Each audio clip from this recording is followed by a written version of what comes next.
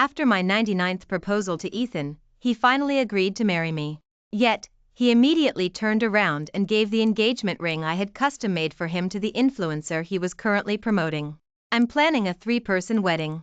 Chloe needs publicity right now, or her company won't promote her.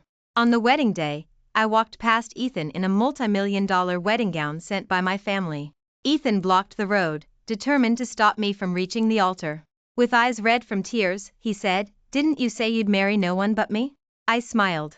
"It's my first time seeing you cry. You look so ugly when you cry." 1. The GE engraved on the inside of the engagement ring glinted coldly in the sunlight, the initials of my name and Ethan's.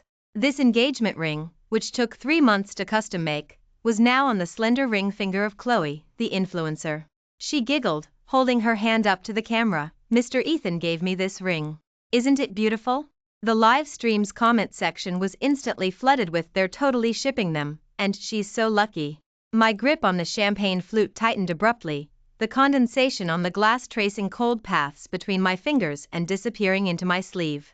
This was Ethan's celebration banquet. His newly invested web series had become a huge hit, and Chloe had become famous overnight as the female lead. Yet, I, his fiancée in name only, stood in the corner like an outsider. "Grace, come here." Ethan waved at me, his tone as casual as if calling a pet. I walked over in 4-inch heels, my skirt silently sweeping the Persian carpeted floor. "Chloe's company said she needed some explosive news recently," he said, his arm around Chloe's shoulder, his eyes full of pity. "This will help Chloe quickly gain recognition. I'm planning a 3-person wedding.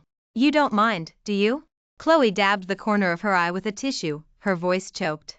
"Ms. Grace, I know this is too much, but I really love Mr. Ethan." The light from the crystal chandelier fell on them, outlining their dazzling silhouettes. I suddenly remembered that last month, in the hotel penthouse, I had knelt on one knee, proposing to Ethan for the 99th time. At that time, he had said, "Grace, I've finally thought it through. Let's get married." In that moment, I thought I had waited for dawn, but I didn't realize it was just the final calm before the storm. "I don't mind." I forced a perfect smile and drained my champagne. The bubbles burst in my throat, scorching every nerve. Ethan seemed surprised. He probably hadn't expected me to compromise so easily. After all, for the past 10 years, no matter how much he neglected me, I had always been stuck to him like glue. The wedding was set for a week later, at Ethan's beachside villa. I looked at the gold-embossed pattern on the invitation, suddenly feeling ironic. All the birthday gifts and holiday surprises I had given him over the years couldn't compare to a single wish from someone else. My first proposal was on our 3rd anniversary. I had booked the city's most exclusive French restaurant, where the crystal chandelier cast a soft glow and rose petals covered the entire corridor. I wore his favorite light purple dress, nervously awaiting his arrival. The moment he pushed open the private room door, I knelt, holding the carefully prepared engagement ring. "Ethan, I love you. Let's get married." He froze, an awkward expression on his face. He simply brushed me off with a perfunctory "stop messing around," and turned to leave. I quietly put the ring back into my jewelry box and never took it out again. The second time, I heard he liked watching sunsets, so I booked the mountain overlook 3 months in advance. That day, I wore a white wedding dress, standing beneath the setting sun, holding a newly customized engagement ring. When he drove up and saw everything, his brow furrowed. I mustered my courage to propose again, but he impatiently said, "Grace, can you stop doing these boring things?" Before he finished speaking, he left without looking back, leaving me alone, trembling in the cold wind. Later, I started trying all sorts of romantic gestures. I chartered a luxury yacht, filling the deck with candles and flowers. I rented a hot air balloon and unfurled a giant proposal banner in the sky. I even bought out an entire amusement park, just to propose to him at the highest point of the Ferris wheel. Each time, I meticulously planned, filled with anticipation, but each time, I was met with his indifference and rejection. By the 98th proposal, I no longer put in much effort. I met him at our favorite coffee shop and casually said, "Ethan, let's get married," as if it were a normal conversation. He didn't even look up, merely mumbling a perfunctory hymn. In that moment, I suddenly felt so tired, all those years of persistence seemed meaningless. Unexpectedly, my 99th proposal was the most casual. That day, we worked late at the office. Looking at his tired profile, I impulsively said, how about we get married? After saying it, I froze myself, ready to laugh it off as usual, but then I heard him say, Grace, I've finally thought it through. Let's get married. In that moment, I thought I had waited for dawn, but I didn't realize it was just the final calm before the storm. 2. The crystal lights of the charity gala reflected off the champagne tower. Ethan, with Chloe's arm around his waist, mingled effortlessly among the elite, chatting and laughing. I stood in the corner, holding a glass of juice, watching Chloe deliberately flash a diamond bracelet in front of Ethan. Mr. Ethan, look at the pearl necklace Miss Grace is wearing today. It looks like a style my grandmother used to wear when she was young. Ethan followed her gaze, a sneer twisting his lips. Grace, is the Vance family's jewelry box empty? Do I need Chloe to send you 2 of the latest designs? Low snickers rip led through the crowd, piercing my ears like needles. This pearl necklace was my mother's heirloom, yet they deliberately used it to belittle me. Chloe covered her mouth, faking a smile, and leaned closer to Ethan. Mr. Ethan, don't say that. Miss Grace is probably sentimental. Unlike me, I only dare to wear things Mr. Ethan gives me, for fear of making a fool of myself. Her fingertip casually brushed the GE ring on her ring finger, the engagement ring I had custom-made for my 99th proposal, now her capital for showing off. Sentimental? Ethan sneered, then pulled Chloe towards me, deliberately spilling champagne on my dress. I think she just can't afford anything new. I hear Vance is talking about a partnership with the Hayes. Ms. Grace, are you trying to turn things around with a marriage alliance? His voice was just loud enough for everyone around to hear, and several speculative glances immediately landed on me. I clenched my fists, my nails digging into my palms. Ethan, that has nothing to do with you. What do you mean it has nothing to do with me? Chloe suddenly clutched her chest and coughed, leaning against Ethan, her face pale. Ms. Grace, I know you still resent me, but Mr. Ethan is just trying to fulfill my last wish. Why do you have to embarrass us in front of everyone like this? Her words immediately drew sympathetic murmurs from the crowd, as if I were the one being unreasonable. Ethan picked up on her words and sneered, Did you hear that, Grace? Chloe is pregnant and unwell. Can't you be more generous? Do you have to constantly target her in front of so many people? He paused, then pulled a document from his suit pocket and threw it in front of me. Coincidentally, this letter of intent for cooperation on Walker's new project was originally meant to give the Vance family an opportunity, but now it seems, no need. I cut him off, bending down to pick up the document, my fingertips white from the effort. The family has no interest in Walker's project. As for Miss Chloe, I met her panicked gaze. Being pregnant and unwell, yet able to wear 4-inch heels and dance at a banquet, is truly a medical miracle. Chloe's face instantly paled. Ethan immediately roared, Grace, what nonsense are you talking about? He instinctively shielded Chloe behind him. The man who once held an umbrella for me in a downpour was now protecting the person who hurt me. Nonsense? I smiled, taking my phone from my clutch and playing a recording. Then let everyone hear Ms. Chloe and Mr. Ethan's intimate conversation. Chloe's and Ethan's voices clearly echoed from the recording, and the entire room erupted in murmurs. Chloe shrieked and lunged for my phone, but Ethan grabbed my wrist, his eyes cold. Grace, you sent someone to follow us? His grip was so strong it felt like he was trying to crush my bones. To get revenge, you resorted to such despicable tactics? Watching him protect Chloe, I suddenly felt absurd and pathetic. This man whom I had once loved to dust was now so blindly hurting me for the sake of a liar. I violently shook his hand off and threw my phone on the table. Ethan, when you were protecting a liar and bullying me, did you ever consider who stayed up all night with you 10 years ago during the entrepreneurship competition? He froze, a complex emotion flashing in his eyes. Chloe took the opportunity to whimper, Mr. Ethan, she's just jealous of us. Enough, I interrupted her, my gaze sweeping over Ethan's pale face. From today on, Ethan, our ties are severed. Remember to pay me back for the ring. With that, I turned and left, my heels clicking on the marble floor, each step shattering the illusions of the past. Behind me, I heard Ethan's angry shouts and Chloe's cries, but I didn't look back, some hurts needed to end. I pulled out my phone, scrolled to the number saved as Robert in my phone contacts, and my thumb hovered over the screen for 3 seconds before I finally pressed the call button. The moment the call connected, my voice was unusually calm, as if discussing a trivial matter that had nothing to do with me. Mr. Robert, regarding all of Walker's investments and my personal shares, please execute the documents drafted yesterday. The equity transfer must be completed before the end of the day. Mr. Robert on the other end of the line was clearly taken aback, then cautiously confirmed, Ms. Grace, are you sure? Walker is currently in an expansion phase. Withdrawing funds could trigger a chain reaction, I'm sure. 3. When I first entered university as the heiress of the Vance family, I had been overprotected since childhood and knew nothing about social graces. I stumbled into the entrepreneurship club during recruitment.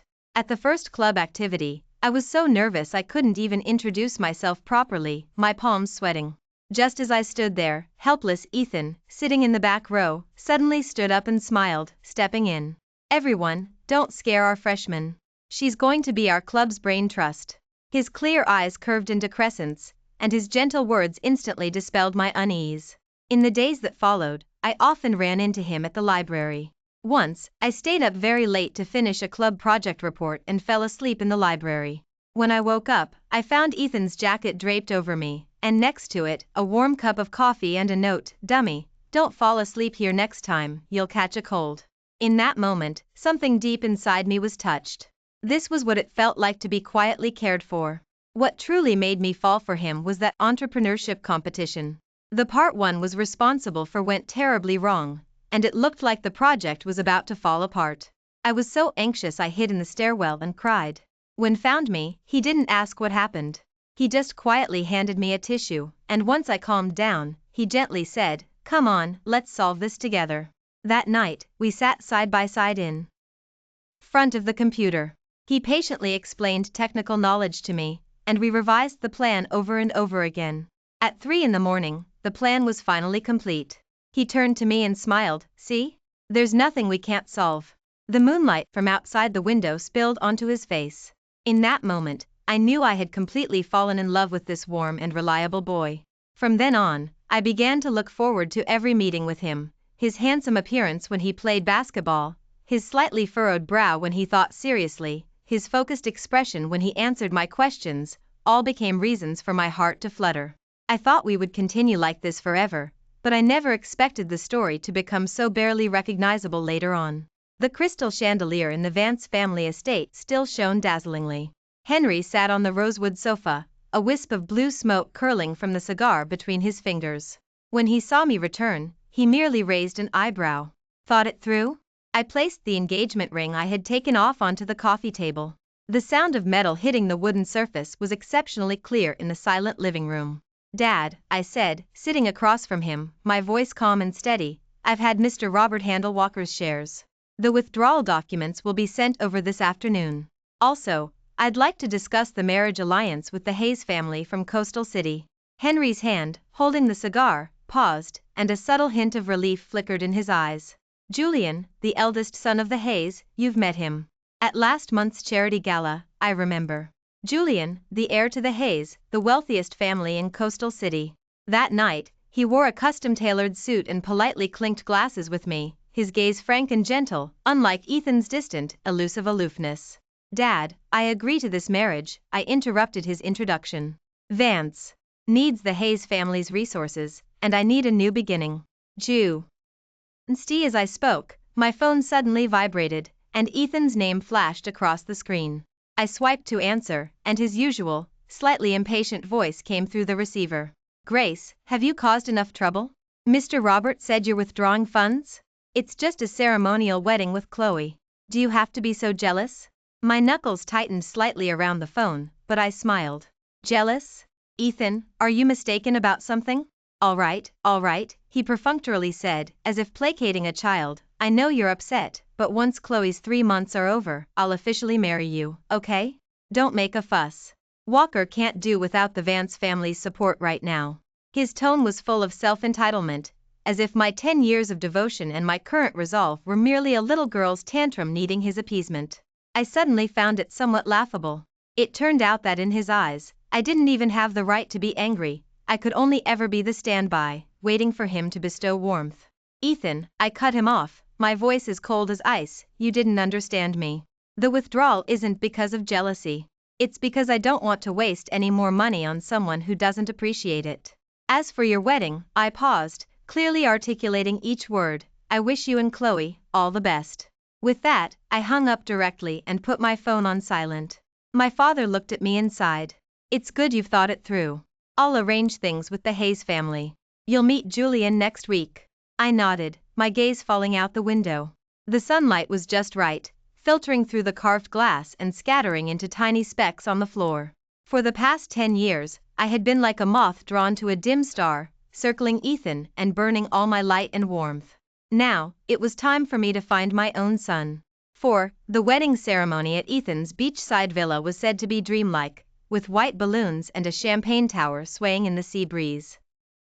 I knew his groomsmen were whispering, their gazes constantly drifting to the entrance, waiting for me, waiting to see if the heiress of the Vance family would rush in and stop the wedding, like in some cheesy drama.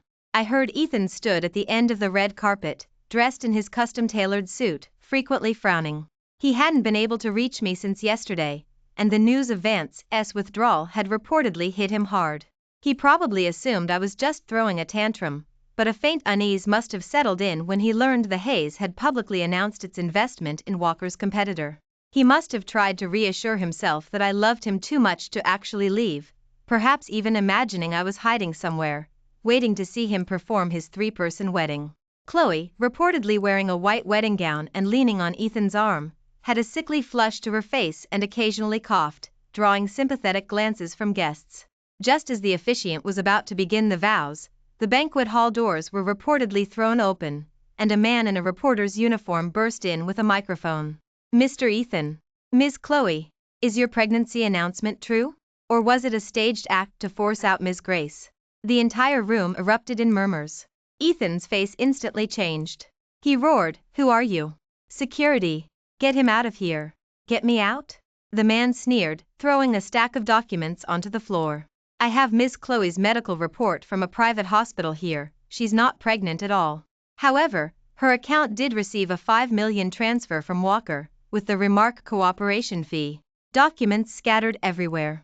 Chloe's face turned instantly ashen, and she instinctively tried to hide, but Ethan violently threw her arm aside. He trembling picked up a report which clearly stated normal physical examination, dated just 3 days prior. "You lied to me?" Ethan spun around, his eyes like daggers. "Your pregnancy was fake? Our last wish was all a lie?" Chloe collapsed to the ground in fright, crying, "Mr. Ethan, I love you. The $5 million was. I just made a mistake, love me?" Ethan was trembling with rage. He suddenly remembered something and fiercely looked towards the guest seats. I hadn't come. He had always thought I would, that I couldn't live without him. But it turned out I had seen through everything long ago, and my departure was so clean-cut. The wedding venue was in chaos, reporters' flashbulbs flashing incessantly. Ethan, however, seemed to have lost all his strength, standing dazed. He must have finally recalled my cold voice when I hung up on him, the light in my eyes during my countless proposals, and the chilling indifference in my final glance. It wasn't that I couldn't leave him, it was that he had grown used to my presence, used to my devotion, and only understood upon losing me that I, whom he had so casually discarded, was the only light in his life. He reportedly stormed out of the villa, desperate to find me, only to realize he had no idea where I was. The family estate phone went unanswered, and my phone was always off. He was like a lost child, experiencing bone-deep panic and regret for the first time in a world without me. I heard that Ethan was later found curled up on the sofa in his empty villa, his fingers unconsciously tracing the dusty photo frame on the coffee table. The photo, I imagine, showed me in a white dress at the Entrepreneurship Club recruitment fair, looking lost in front of the club's display board, the sunlight dyeing my hair golden. And he, at that time, was smiling as he told me, "Don't be nervous, I've got your back." My eyes in that photo must have been full of stars, but how had he grown tired of them later? He reportedly rose in a daze and opened the bottom drawer of his study desk. Inside lay a velvet box. The moment he lifted the lid, a plain band ring rolled into his palm, the ring he had tossed aside in the restaurant during my first proposal, with a tiny grace engraved inside.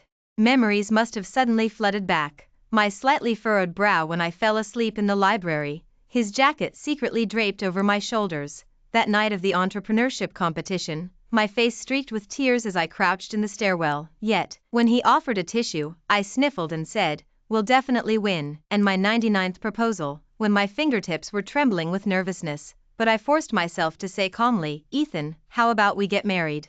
I remember how good I was back then. I would bring him warm soup when he pulled all-nighters, jot down his casual preferences in my phone's memo, and always be courtside when he played basketball. He must have remembered the time I waited for 3 hours downstairs at his company in a downpour, my shoes and socks soaked, yet I smiled and handed him hot milk tea. He must have remembered how I made a huge mess of the kitchen learning to make his favorite braised pork belly, getting blisters from the oil splatters. He must have remembered how after every failed proposal, I would quietly have red eyes, but immediately put on a smile when he looked my way. But what had he done? He'd treated my proposals as a joke, taken my efforts for granted, and trampled on my deepest affections. He always assumed I would be there forever, like a tireless top, spinning around him. Only now, when I no longer wanted him, did he feel like a flayed beast, writhing in heart-wrenching pain. Grace, he reportedly clutched the plain band ring, the metal digging painfully into his palm, perhaps realizing that every time I had said I love you, he should have responded me too. Outside, the rain poured down, just as it had on the day I'd waited for him. But this time, no girl with an umbrella would be waiting in the rain to smile at him. He must have finally understood that within the moments he had carelessly discarded, lay the most fervent heart he would never encounter again. 5. The City Exhibition Center was brilliantly lit, as the Hayes and Vance's Marriage Alliance press conference was held there. I stood beside Julian, wearing a champagne-colored custom-tailored gown he personally selected, enduring the barrage of camera flashes from the media. Julian's hand rested gently and discreetly on my waist. He leaned in close and whispered, "Nervous?" I shook my head, looking at the dense crowd of reporters below, my heart perfectly calm. I once thought standing beside Ethan was my whole world, but now I understood that true security wasn't humble adoration, but standing equally side by side. Julian's gaze towards me was frank and respectful, without Ethan's condescension or perfunctoriness. This feeling of being treated as an independent individual was unfamiliar yet comfortable. "Ms. Grace, may I ask if your marriage alliance with Mr. Julian is related to Mr. Ethan?" a reporter sharply questioned. I took the microphone, a polite smile on my face. "My union with Julian is the wish of both our families, and our mutual choice. The people and events of the past are long behind me." Halfway through the press conference, a commotion suddenly erupted at the entrance. Ethan pushed past security, rushing in disheveled and frantic. His hair was messy, his suit wrinkled, and his eyes were bloodshot, looking like a madman who hadn't slept for days. "Grace!" He called my name hoarsely, running straight onto the stage. "Let me explain. Chloe lied to me, I know I was wrong, please come back? Let's start over." The entire room erupted in whispers, all cameras focused on him. Julian subtly shielded me behind him, looking coldly at Ethan. "Mr. Ethan, this is a press conference. Please leave." "I'm talking to Grace, it's none of your business," Ethan said, his eyes red, trying to push Julian away. "Grace, have you forgotten? You said you'd marry no one but me. You proposed the 99th time, and I agreed." I looked at his distraught AP parents, feeling not a ripple of emotion, only a sense of finality and release. I walked around Julian and stepped to the front of the stage, taking the microphone. My voice was clear and calm. "Ethan, you did agree." A flicker of hope ignited in his eyes. But you also gave the engagement ring I customized to someone else," I interrupted him, my gaze calmly sweeping over his pale face. "When you said you wanted a 3-person wedding, and that Chloe's wish was more important than my 10 years of waiting, did you ever consider if I would mind? When you neglected and brushed me off countless times, did you ever think I would get tired?" I paused, watching the light in his eyes slowly extinguish, and softly said, "Ethan, my 99th proposal was for an Ethan who truly loved me, not an Ethan who bestowed marriage upon me. Now, the Grace who loved you died the moment you gave that ring to Chloe. As for marrying no one but you?" I curled my lips slightly, a hint of mockery in my tone. "That was the old Grace talking. The person you see now is the adopted daughter of the Vance family, Julian's fiancée." With that, I didn't spare him another glance and turned back to Julian's side. Julian took my hand, his palm warm and firm. Ethan stood rooted to the spot, watching me and Julian share a knowing smile, finally understanding that he had personally pushed away the son he could never get back. As security escorted him out of the venue, I heard his heart-wrenching cries, but that sound no longer stirred a single ripple in my heart. 6. The night was dark, and coastal city's neon lights fractured into shimmering gold on the ocean surface. The crystal lights on the yacht deck cast a cold glow on my wedding gown. The 10-meter train, adorned with Paraiba tourmalines, shimmered with delicate light with every step I took. This was a dowry from Julian's family elders, a galaxy woven from pearls and diamonds, more dazzling than any gift I had ever customized for Ethan. In the past decade, as the stylist made the final adjustments to my veil, the dressing room door was violently thrown open. Ethan stood there, dripping with seawater, his suit pants caked with mud. He had waded through the shallow waters from the shore, his hair plastered to his forehead, his eyes bloodshot, like a trapped beast. Grace. His voice was broken by the sea wind, carrying a panic I had never heard before. Stop the yacht. You can't leave. 8 bridesmaids instinctively moved to block him, but I raised my hand, signaling them to step back. The sea breeze caught the hem of my wedding gown, the chiffon and diamonds tracing a cold arc in the night sky. I walked step by step to the edge of the deck, watching him frantically clamber up the dock lights. His leather shoes sank into the mud, each step churning up murky water. The GE ring he had given to Chloe had disappeared from his finger at some point, leaving a pale ring mark on his skin. Ethan, my voice carried across the dock through the loudspeaker, calm as if discussing the weather. Do you know what this yacht is called? He snapped his head up, seawater dripping from his chin and splashing onto the cobblestones of the dock. It's called New. I gently caressed the sapphires embedded in my gown. Julian had personally chosen them, saying they reminded him of the color of the dress I wore at our first charity gala. Julian said people should look forward. Look forward? He suddenly laughed, his laugh trembling with despair. Have you forgotten?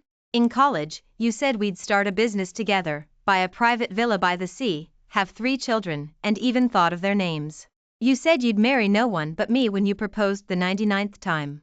His words pierced deep into my memory.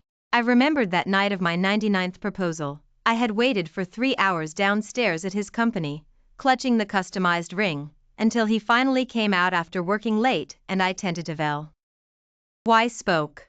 At that time, he wearily rubbed his brow and said, "Okay, let's get married." I thought it was a blessing, but I didn't know it was the beginning of a deception.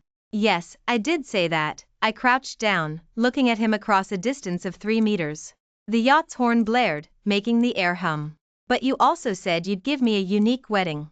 Yet, at your wedding, the bride wasn't me, the engagement ring was on someone else's hand, and you even said a 3-person wedding is her last wish.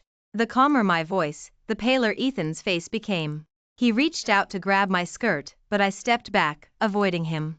Seawater wet the hem of my wedding gown, its cold touch making me completely clear-headed. Ethan, I looked at his reddened eyes, suddenly finding it absurd. You look exactly like you did when you saw me crying in the stairwell after my 9th failed proposal. At that time, I cried and asked him, "Will you never marry me?" What did he say? "Oh, right," he said, "Grace, can't you be more mature? Stop playing childish games." He froze suddenly, his lips trembling, unable to speak. The yacht began to move slowly, the dock lights receding further and further from us. See? I stood up, letting the sea breeze lift my veil. I have a new wedding gown now, a new engagement ring, and a yacht named New. I paused, then removed the multi-million-dollar tiara from my hair, adorned with pink diamonds that were once my mother's heirloom. As for those past obsessions, with a release of my hand, the tiara arced gracefully and plunged into the dark sea with a splash.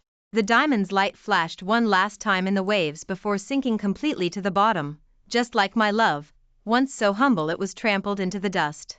Ethan let out a desperate roar, trying to jump into the sea to retrieve it, but the security guards who had caught up held him back.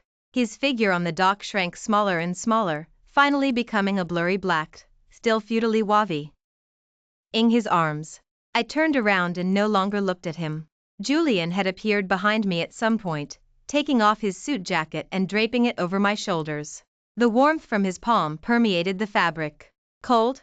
No, I said, looking at the boundless sea ahead. The yacht's searchlights cut through the night, and the distant neon lights of coastal city resembled a fragmented dream. Look, that's the Hayes' lighthouse over there. It's shining brightly. Julian followed my gaze and gently held my hand. From now on, your world will only have light. The sea breeze carried a salty scent. I leaned against his shoulder, feeling for the first time how steady the deck beneath my feet was. The memories of Ethan, like the tiara that had sunk to the seabed, would eventually be buried by the waves of time.